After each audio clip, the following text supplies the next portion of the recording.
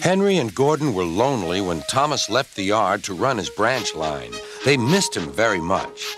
They had more work to do and had to fetch their own coaches. The big engines thought they were too important to fetch coaches.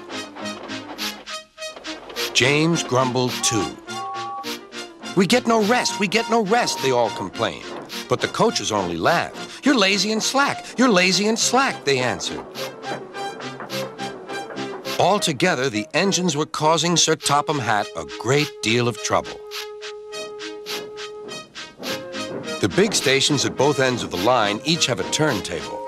Sir Topham Hatt had made them so that the tender engines can be turned round, because it is dangerous for them to go fast backwards. Little tank engines like Thomas don't need turntables. They can go just as well backwards as forwards.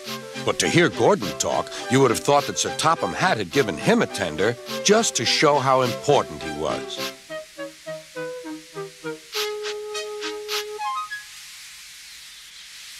"You don't understand, little Thomas. We tender engines have a position to keep up.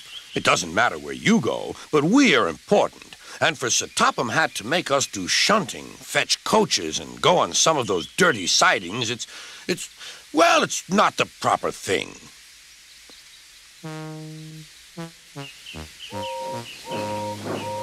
Thomas chuckled and went off with Annie and Clarabelle. "Disgraceful," Gordon hissed as he ran backwards to the turntable. The turntable was in a windy place close to the sea, and if he was not on it just right, he put it out of balance and made it difficult to turn. Today, Gordon was in a bad temper, and the wind was blowing fiercely.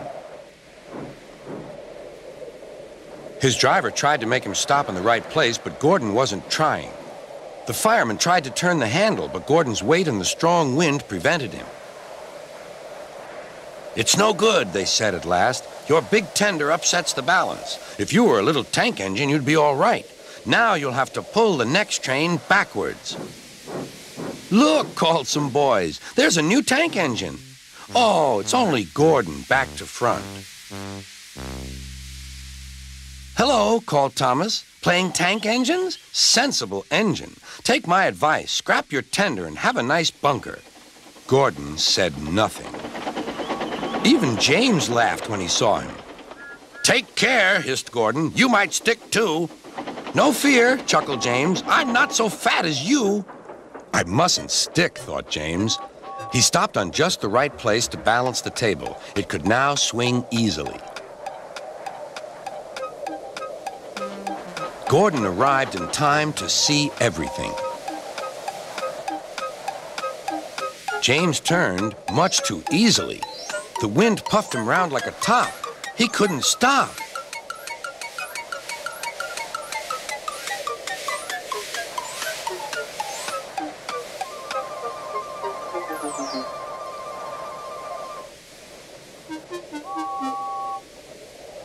"Well, well," said Gordon. "Are you playing roundabouts?"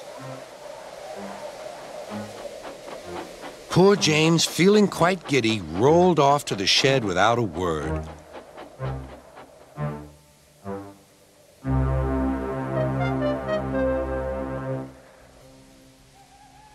That night, the three engines had an indignation meeting. "It's shameful to treat tender engines like this. Gordon has to go backwards, and people think he's a tank engine. James spins round like a top, and everyone laughs at us. And to add to that, Sir Topham Hatt makes us all shunt in dirty sidings. Ugh!" "Listen," said Gordon. He whispered something to the others. "We'll do it tomorrow. Sir Topham Hatt will look silly." The engines had decided to go on strike.